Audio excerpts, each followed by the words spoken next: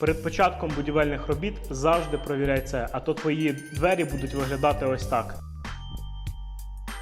Дверний проєм. Тут будуть ставитись двері. І в дверях буде лиштва.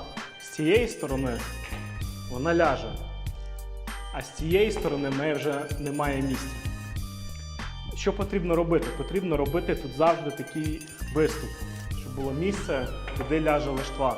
Тоді вам не доведеться її підрізати. Але в дуже-дуже багатьох квартирах роблять таку помилку. І часто ми навіть зустрічали, коли вже все пофарбовано, все зроблено, приходять ставити двері, вже нічого не зробиш, як тільки різати і робити це просто негарне примикання. Тому перевіряйте це обов'язково.